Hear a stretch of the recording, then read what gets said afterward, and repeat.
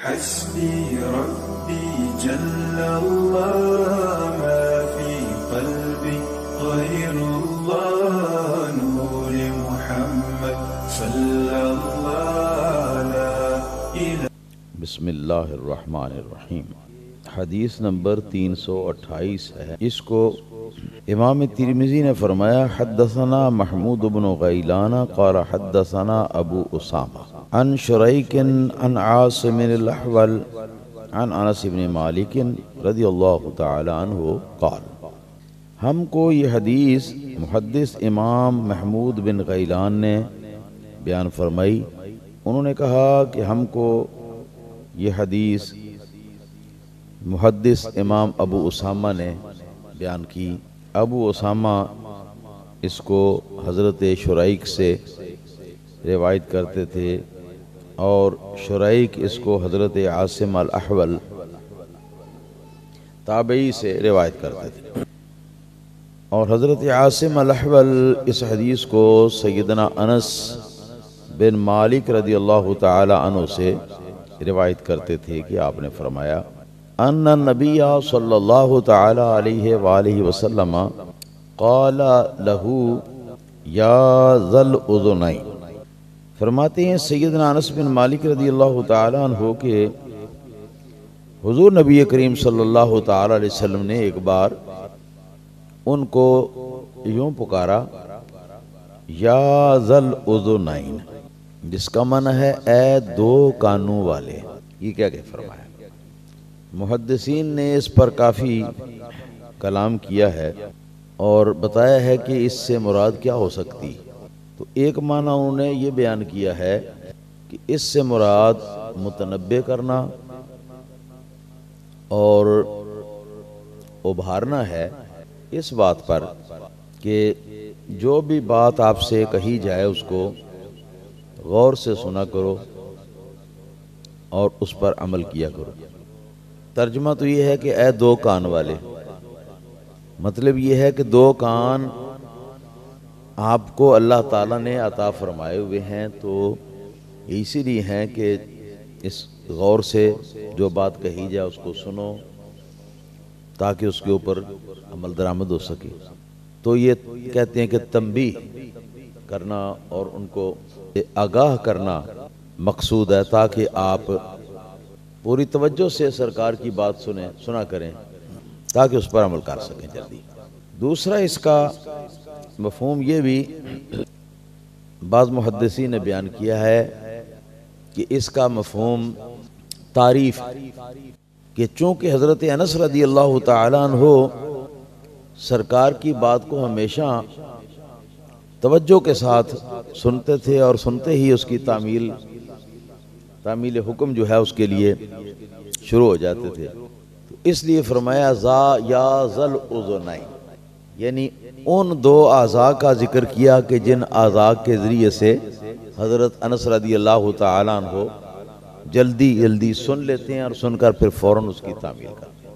ये दो मुहद्दिसीन के कौल हो गए। लेकिन हक़ बात यह है कि ना ये हज़रत अनस रज़ियल्लाहु तआला अन्हु की तहसीन है यानी आपकी तारीफ़, और ना ये तंबीह है या आगाही देना है हज़रत अनस रज़ियल्लाहु तआला अन्हु को कि वो जल्दी सुन के अमल किया करें, क्योंकि वो तो थे ही ऐसे, पहले से ही जल्दी सुनते थे और फ़ौरन अमल करते थे। उसमें तो देर का सवाल ही पैदा नहीं होता या गफलत का। इतनी तवज्जो के साथ वो सरकार की बारगाह में हाजिर रहते थे। तो अब इसका मतलब फिर क्या है। फरमाते हैं मतलब ये है कि चूँकि हज़रत अनस बच्चे थे और हुज़ूर सरकार दो आलम सल्लल्लाहु तआला अलैहि वसल्लम ने उनको अपने साथ बेतकल्लुफ़ करने के लिए कि खौफज़दा ना हो, मरऊब ना हो, अपने साथ मानूस करने के लिए ये अल्फाज जो हैं अज़रा है मुज़ाह, ये अल्फाज इस्तेमाल फरमाए। और फ़ायदा क्या इसका। फ़ायदा ये कि नबी पाक सल्लल्लाहु तआला अलैहि वसल्लम ने छोटे बच्चों के साथ भी आपने कभी कभी मुज़ाह फरमाया है। और ये तो आगे हदीस के अंदर एक आ रहा है एक मकाम पर कि सरकार दो आलम सल्लल्लाहु ताला अलैहि वसल्लम आपने मज़ाह के बारे में बात शुरू की और फरमाया कि मैं भी मज़ाह करता हूँ लेकिन ला अक़ूलु इल्ला हक़्क़न, कि मैं मज़ाह में भी सच्ची बात ही करता हूँ, उसमें भी झूठ का पहलू नहीं होता है। और इसी तरह का मज़ाह जो है वो जायज़ और सुन्नत मुस्तहब्बा है, बशर्ते कि आदमी किसी की नीचाई करने के लिए, किसी की तहक़ीर करने के लिए, किसी की रुसवाई के लिए, किसी पर हंसी उड़ाने के लिए ऐसी बात ना करे। और सरकार दो आलम सल्लल्लाहु ताला अलैहि वसल्लम ख़ास तौर पर बच्चों के साथ सरकार बेतकल्फ़ी का सलूक फरमाते थे ताकि बच्चे जो हैं उनका दिल खुश हो। बच्चों का दिल खुश करना भी नबी पाक सल्लल्लाहु अलैहि वसल्लम का मकसूद होता था और कई और भी मकासद होते थे।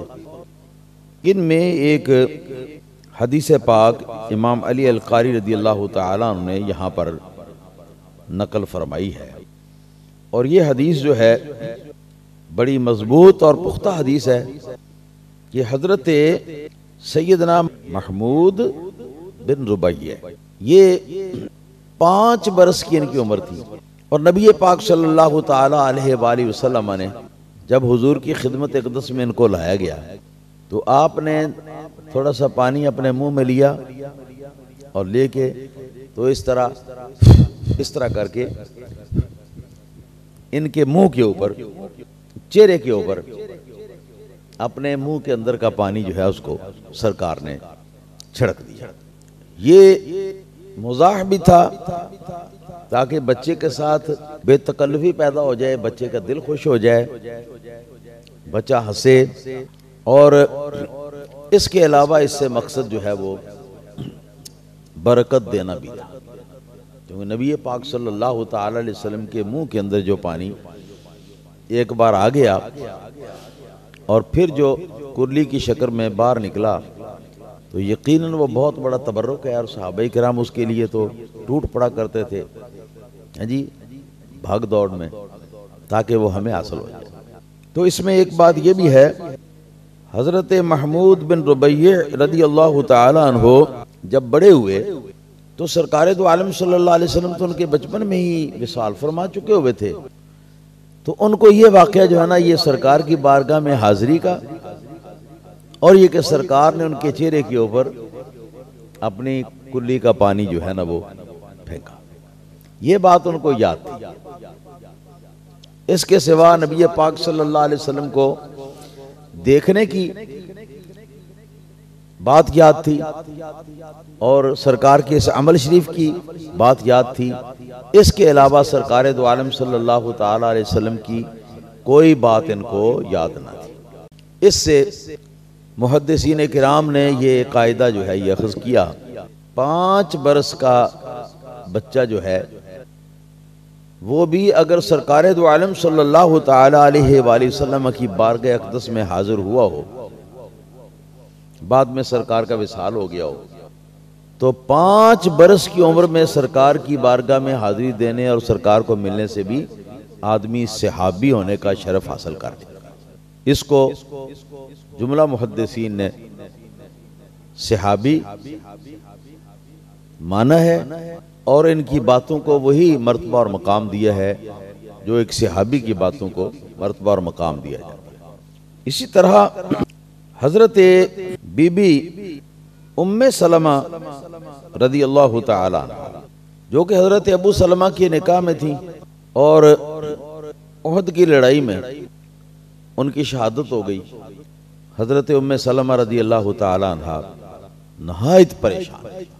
नबी पाक सल्लल्लाहु ताला अलैहि वसल्लम एक मरतबा 2-3 सहाबा को साथ लेकर इनसे मिलने के लिए गए तो उनकी हालत को देखकर सरकार आबदीदा हो गए और सरकार ने उनको दुआएं भी दी और फरमाया कि दुआ करो अल्लाह ताला की बारगाह में, और हम भी दुआ करते हैं आमीन करो। दुआ सरकार ने ये फरमाई कि या अल्लाह इसको ऐसा शौहर अता फरमा जो पहले शौहर से इसके हक में ज्यादा बेहतर। आमीन तो कह दिया, मगर अर्ज किया कि हुजूर मैं नहीं जानती कि अबू सलमा से भी बेहतर शौहर मेरे लिए कोई हो सकता है। खैर सरकार तशरीफ ले आए वापस। कुछ अरसा गुजरा, इद्दत पूरी हुई तो हुजूर नबी करीम सल्लल्लाहु ताला अलैहि वसल्लम ने एक शहीद की फैमिली को एजाज बख्शने के लिए सरकार ने इनको पैगाम निकाह भेज दिया। उन्होंने दिलो जान के साथ इस पैगाम को कबूल किया और बड़ी मुसर्रत का इजहार किया इस पर। फिर उसके बाद वो फरमाया करती थी कि जो सरकार ने वो दुआ फरमाई थी ना, उसकी मुझे समझ उस वक्त आई जब सरकार दो आलम सल्लल्लाहु ताला अलैहि वसल्लम की तरफ से मुझे पैगाम निकाह मिला कि मुझे ऐसा शौहर अता फरमा जो अबू सलमा से ज्यादा बेहतर। और ये आपने सिर्फ इसलिए किया था कि एक शहीद थे फी सबीलिल्लाह और उनकी बेवा और उनके बच्चे जो हैं वो ज़ाया ना हो जाए, अपने हरम में पाक में दाखिल किया। और उसके नतीजे में जो उनके बच्चे थे हजरत अबू सलमा से, वो बच्चे भी सारे साथ नबी पाक सल्लल्लाहु ताला अलैहि वसल्लम के घर में आए और नबी पाक सल्लल्लाहु अलैहि वसल्लम उनकी देखभाल जो है ना वो हजरत अबू सलमा से ज्यादा बढ़कर फरमाते थे। इस तरह नबी पाक सल्लल्लाहु ताला अलैहि वसल्लम ने अगर कई शादियां फरमाई हैं जिनको बेशर्मी की हद से गुजर कर मुस्तशरिकीन या दुश्मनान इस्लाम एक ताने के तौर पर इस्तेमाल करते हैं, खास तौर पर ईसाई और यहूदी। मगर ये कि हुजूर सरकार दो आलम सल्लल्लाहु ताला अलैहि वसल्लम के ज्यादा निकाह फरमाने में कोई ना कोई मसलहत होती है, दीनी मसला, इसके सिवा कुछ भी नहीं। अगर शौक की बात होती तो तवज्जो फरमाएं, सरकार दो आलम सल्लल्लाहु अलैहि वसल्लम जिस वक्त 25 बरस की उम्र के थे तो उस वक्त आप 40 बरस की एक खातून के साथ आप निकाह फरमाते जो बेवा थी, बच्चे भी थे उसके। ये तो ना होता। हुजूर नबी करीम सल्लल्लाहु अलैहि वसल्लम तो इतने खूबसूरत और इतने जबरदस्त किरदार वाले नौजवान थे कि जितना अच्छे से अच्छा रिश्ता और अच्छी उम्र में किसी लड़की का रिश्ता सरकार दो आलम सल्लल्लाहु अलैहि वसल्लम अगर इशारा फरमा देते तो आपके सच्चा अबू तालिब जो है ना वो ले आते और वो मिल जाता, यकीनन मिलता, खुश होकर लोग देते। मगर 40 बरस की खातून से आपने निकाह फरमाया और चंद ही बरस गुजरने के बाद वो काफी कमजोर हो गई, उनके मुंह से दांत भी गिर गए, बाद लोगों के कबल अज वक्त गिर जाते हैं। मगर सरकार दो आलम सल्लल्लाहु अलैहि वसल्लम ने कभी दांत मुंह से गिर जाने के बाद भी और खूब जवानी से भरपूर होने के बावजूद भी नबी पाक सल्लल्लाहु अलैहि वसल्लम ने कभी इस तरफ तवज्जो नहीं फरमाई कि कोई और बीवी जो है उसके साथ हम निकाह कर लें, हालांकि कर तो सकते थे। फिर हजरत उम्मुल मोमिनीन खदीजा रदी अल्लाह तआला अन्हा का जब विसाल हुआ तो आपके विसाल के बाद सरकार दो आलम सल्लल्लाहु ताला अलैहि वसल्लम बहुत गमज़दा रहने लगे और इस साल को मुअर्रिखीन ने आमुल हुज़्न के नाम के साथ याद किया है, यानी गम का साल, कि जिस साल में नबी पाक सल्लल्लाहु अलैहि वसल्लम के ज़हनो कल्ब से गम जो है वो खत्म नहीं हुआ। वजह यह थी कि चचा आपके अबू तालिब अगरचे जिनका इस्लाम लाना साबित नहीं, मगर इसके बावजूद अपना प्यारा भतीजा समझ के हुजूर सरकार दो आलम सल्लल्लाहु अलैहि वसल्लम का दिफा करते थे, आपको मुशरिकीन के शर से बचाने की कोशिश फरमाते थे और आपकी वजह से लोग जो है ना वो झिझकते भी थे सरकार के साथ शरअंगेजी करने से।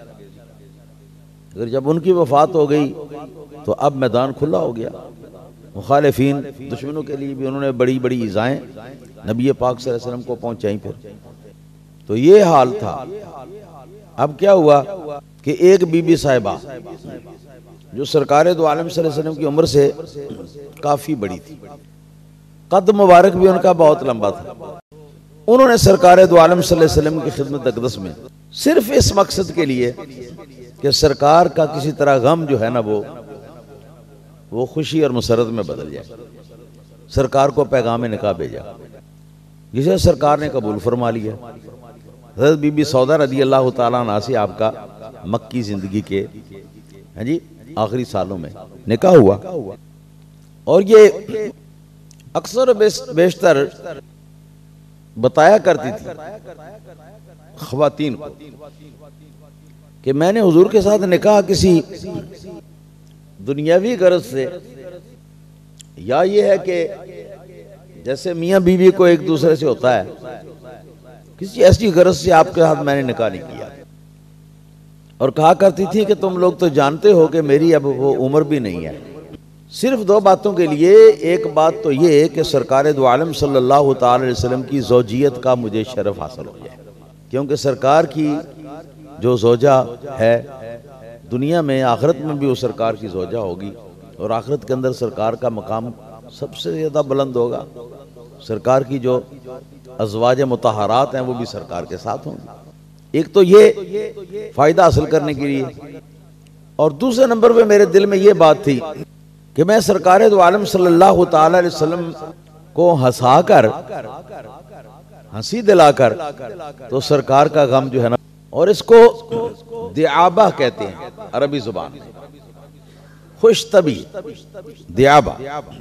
उनके मिजाज के अंदर ये बात थी कि वो बात करती थी तो सुनकर हंसी आ जाती थी या दिल खुश हो जाता था। समझे बात को कि नहीं? तो ये है सरकार दो आलम सल्लल्लाहु ताला अलैहि वसल्लम की ये कसरत अज़वाज का मामला। इसके बाद भी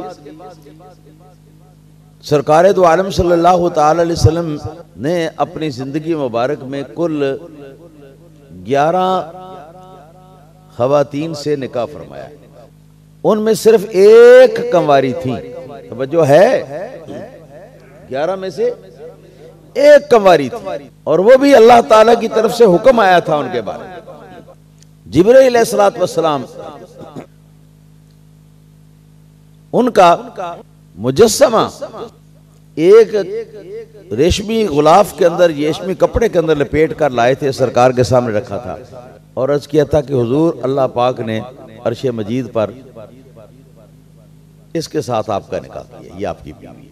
आपने गौर फरमाया तो वो अबू बकर सिद्दीक हुजूर के यारगार जो है ना, उनकी साहबजादी थी हज़रत आयशा सिद्दीका रज़ी अल्लाह ताला। इतने में कुछ ही दिन गुजरे होंगे कि हज़रत अबू बकर सिद्दीक रज़ी अल्लाह ताला अन्हु से निकाह का पैगाम आ गया सरकार की बारगाह में अपनी बेटी के साथ। सरकार ने उसको कबूल फरमाया। बस ये कंवारी आपके निकाह में अमरे इलाही से हुई, बाकी सब बेवा थी और मफलूकुल हाल। हज़रत बीबी सौदा रज़ी अल्लाह ताला अन्हा जब मदीना मुनव्वरा हिजरत करके तशरीफ लाई है ना, तो ऊंचा लंबा उनका कद था। तो वो अर्ज करने लगी कि हुजूर मेरी बारी का जो दिन है ना, मेरे पास रात गुजारने का, मैं आपको अपनी तरफ से अपना हक जो है ना वो माफ करती हूँ। जहां आपका दिल खुश हो वहां पर आप रात रह लिया करें, बस दिन मेरे पास गुजार लिया करें, क्योंकि मुझे उस चीज की ख्वाहिश नहीं जिसकी औरतों को अपने शौहरों से ख्वाहिश। मैं तो सिर्फ दुनिया और आखिरत का वो शरफ पाने के लिए और सरकार के गम गलत करने के लिए, हंसाने के लिए मैंने ये काम किया। यहां बीबी उम्मे सलमा रज़ी अल्लाह ताला अन्हा उम्मुल मोमिनीन की बात हो रही है।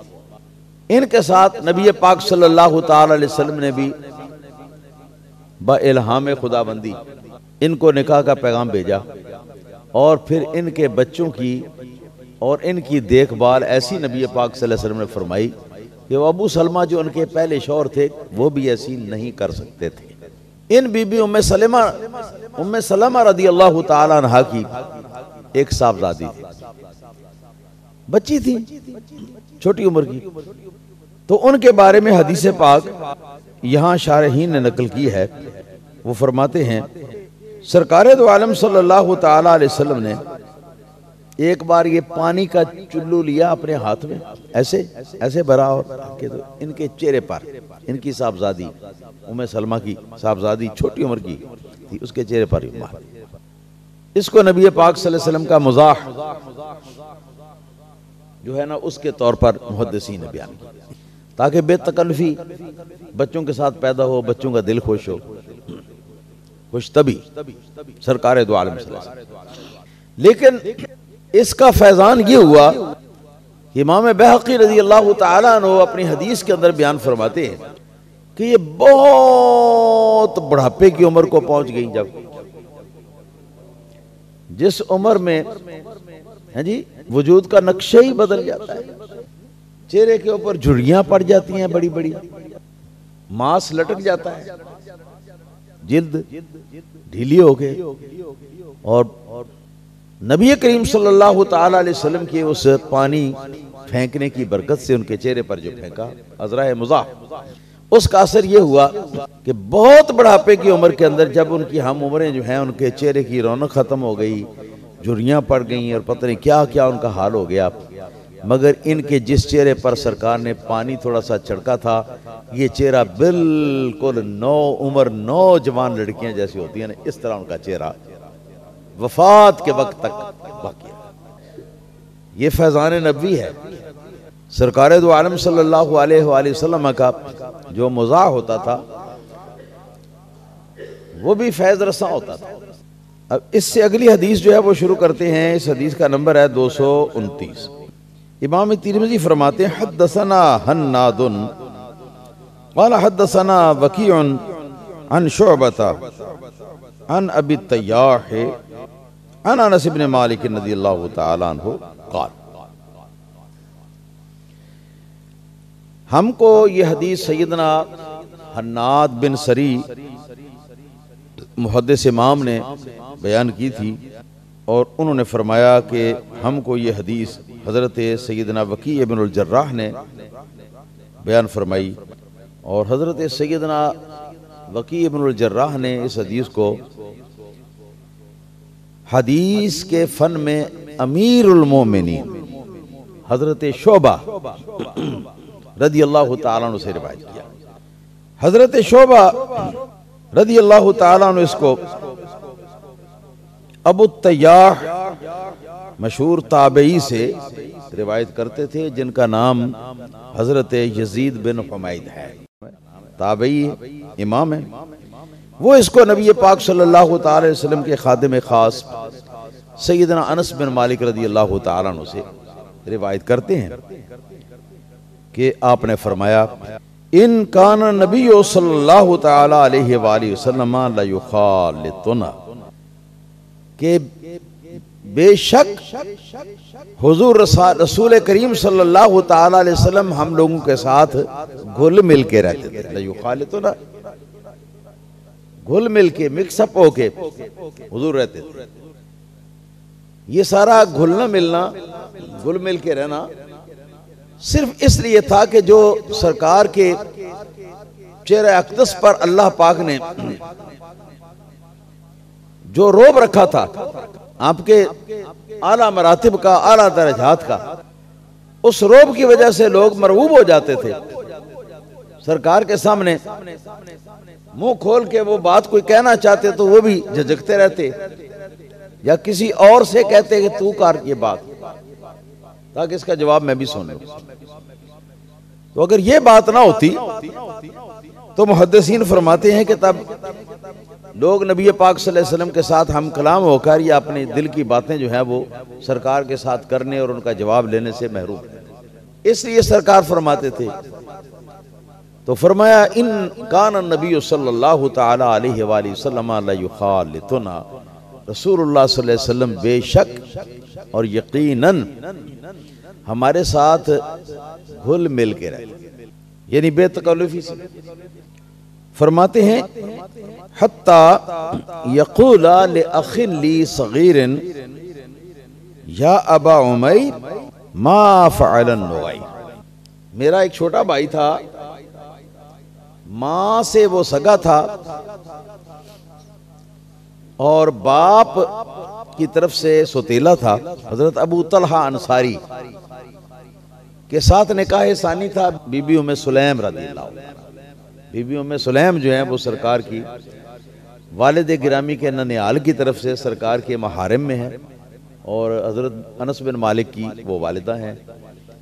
तो उनका दूसरा निकाह हजरत अबू तलहा अंसारी से हुआ था और उस निकाह के नतीजे में एक बेटा पैदा हुआ था। तो हजरत अनस से वो छोटा था। जाहिर है कि हजरत अनस अगर 10 बरस के थे जी तो वो फिर कितना छोटा होगा इसका अंदाजा आप खुद कर सकते हैं, छोटा भाई है वो। तो सरकार जब उसको देखते तो हजरत अनस फरमाते हैं कि उसको यूं कहते या अबू उमैर मा फ़अलन नुग़ैर, ए अबू उमैर। अबू उमैर उसका नाम था, अबू उमैर। बाज माहिरीन अस्मा और रिजाल ने ये लिखा है कि उनका असल नाम जो है वो कबशा था, काफ कश्क वाला बा शीन आगे है, कबशा उनका नाम था। और अबू उमैर हुजूर नबी करीम सल्लल्लाहु ताला अलैहि वसल्लम ने कुनियत उनको दी हुई थी जिसका लफ्जी माना बनता है उमैर के बाप। तो इसमें पहली बात जो है वो तो ये है कि ये जो अबू का लफ्ज आता है ये हमेशा ये बाप के माने में नहीं, बल्कि इसका माना लाजिम पकड़ने वाला भी होता है, इसका माना पैरवी करने वाला भी होता है, इसका माना मोहब्बत करने वाला भी होता है। सरकार दो आलम सल्लल्लाहु ताला अलैहि वसल्लम आपने इनको ये अबू के लफ्ज के साथ नाम दिया अबू उमैर। इसको अरबी जुबान में कुनियत कहते हैं। कुनियत जहां किसी शख्स के बाप का नाम लेकर उसका बेटा कह के इसको पुकारा जाए, ए फलां के बेटे, या किसी के बेटे का नाम रखकर तो कहा जाए ए फलां के बाप, इसको कुनियत कहते हैं। यानी सराहतन उसका नाम बोलने की बजाय कुनियत का मकसद इस्तियारा करना होता है। कोई ऐसा लफ्ज जो है वो ले लिया जाए कि जो असल नाम के अलावा। तो सरकार ने अबू उमैर इनको फरमाया। शिया शनिया हजरत सैयदना अबू बकर सिद्दीक रज़ियल्लाहु ताला अन्हु के जो आपकी कुनियत है ना अबू बकर, असल नाम तो आपका अब्दुल्ला है बिन उस्मान, अब्दुल्ला नाम है, लेकिन कुनियत आपकी थी अबू बकर। क्या कुनियत थी? बकर। अच्छा, अबू का माना बाप या वाला या ताल्लुक रखने वाला या मोहब्बत करने वाला या पैरवी करने वाला। बकर का लफ्ज जो है ना अरबी जुबान के अंदर बा काफ कशक वाला और ये बकर का लफ्जी मन है कंवारा या कंवारी। कंवारी लड़की को बकर कहते हैं, बाकिरा कहते हैं, बकर भी कहते हैं अरबी में। कंवारी औरत हो उसको भी बकर या बाकिरा कहते हैं अरबी जुबान में। और ये बकर जो है इसके रूह के अंदर, इसके मफहूम के अंदर जल्दी का माना जो है ना वो शामिल है जी। चूंकि बाकिरा औरत जो है, जो कंवारी है, वो भी अभी कि उसके अंदर भी जल्दी का मफहूम पाया जाता है कि अभी ये बेवा नहीं है या अभी ये शादीशुदा नहीं है। तो इस तरह इसके अंदर भी जल्दी के माने पाए जाते हैं कि अभी इसकी उम्र जो है ना वो अभी इब्तदा में, शुरू में। और इसके माने और भी होते हैं। अबू बकर, बकर का माना होता है सवेरे या सवेरे आना, जल्दी का मफहूम भी है इसका, या जल्दी आना भी इसका मफहूम है। जैसे कुरान पाक में है सब्बिहूहु बुक्रतम व असीला, अल्लाह ताला की तस्बीह पढ़ो बुक्रतन, सवेरे सवेरे सवेरे सवेरे। पंजाबी च कहते ने, पिंडा में कहते फैरी वेले, खैरी वेले, फजरी वेले, सवेरे सवेरे जब पो फटती है। सब्बिहूहु, अल्लाह ताला की तस्बीह पढ़ो सवेरे सवेरे, व असीला, और शाम को भी। ये सारे माने हैं बकरे। एक माना उसका कंवारी लड़की भी है। ये इतने मूजी फिरका है, ये इतना मूजी अकीदा रखता है कि अल्लाह मान वाला। इनके मुज्तहिदीन ने अपनी किताबों के अंदर ये लिखा है, बीबी आयशा सब कहो रज़ी अल्लाह ताला जो है ना, वो हुजूर के निकाह में आई थी, तो हुजूर ने तो किसी ज़ाहिरी किसी दीनी मकसद के लिए उनसे निकाह कर लिया था, ये वो कहते हैं शिया, उन्होंने लिखा है कि लिहाजा वो शादीशुदा होने के बावजूद वो बाकिरा रही, सरकार की वफात तक बाकिरा रही। कुछ समझिए आप इन बेगैरतों की बात। फिर वो कहते हैं कि इसी वजह से उनके वालिद जो हैं उनको नबी पाक सल्लल्लाहु अलैहि वसल्लम फरमाते थे या अबा बकर, कि ओ कंवारी के बाप। तो इसका माना वो यूं करते हैं कि कंवारी के बाप हजरत अबू बकर सिद्दीक को इस वजह से कहा जाता था कि उनकी बेटी, उन्होंने बड़े शौक से हुजूर के साथ ताल्लुकात बनाने के लिए उन्होंने बेटी अपनी सरकार के निकाह में दे दी, मगर सरकार दो आलम सल्लल्लाहु अलैहि वसल्लम ने सारी ज़िंदगी उनकी बेटी के साथ निकाह में रहने के बावजूद इज़्दिवाजी ताल्लुक जो है वो कायम नहीं किया। तो जैसी कंवारी वो निकाह के वक़्त थी, वैसी ही कंवारी सरकार की वफ़ात के वक्त भी वो थी, इसलिए आप उनके वालिद का नाम था अबू बकर, उनको अबू बकर कहते थे। कंवारी रहने वाली के, देखा ये कितना मूजी मजहब है, कितना मूजी मजहब है। इस बात को सुनकर हमारा तो दिमाग खोल जाता है, मगर आपको, आपकी इत्तला के लिए मैंने ये बात कही है, वरना मुझे तो ये बात कहनी गवारा भी नहीं थी।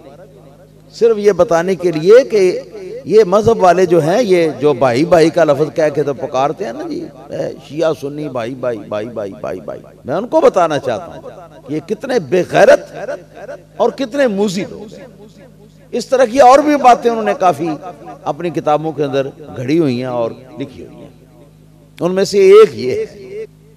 तो मैं कहता हूं क्यों बेगैरतो सैयदना अबू बकर सिद्दीक रज़ी अल्लाह ताला अन्हो तो अभी मुसलमान नबी पाक सल्लल्लाहु अलैहि वसल्लम का ये नहीं, उन्होंने कलमा भी नहीं पढ़ा था। उस जमाने में भी हजरत अबू बकर सिद्दीक रज़ी अल्लाह ताला अन्हु को लोग अबू बकर कहते थे। ये कुनियत उनकी उस जमाने से।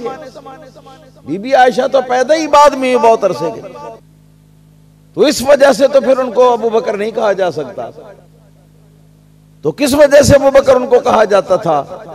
इस वजह से अबू बकर कहा जाता था कि सरकार दो आलम सल्लल्लाहु अलैहि वसल्लम की तरफ से जिस वक्त तलब होती कि आओ, तो सब कुछ खाना खाते होते थे, छोड़ के चले आते, दुनियावी काम में होते वहीं छोड़ के सरकार की बारगाह में हाजिर हो जाते। और इसलिए भी अबू बकर कहा जाता है कि बकर का माना सवेर भी होता है ना, तो ये सब बालिग लोगों में से सबसे पहले, सबसे जल्दी, सबसे ज्यादा सवेरे ये नबी पाक सल्लल्लाहु अलैहि वसल्लम की बारगाह में हाजिर होकर इन्होंने कलमा पढ़ा था, इसलिए भी अबू बकर से।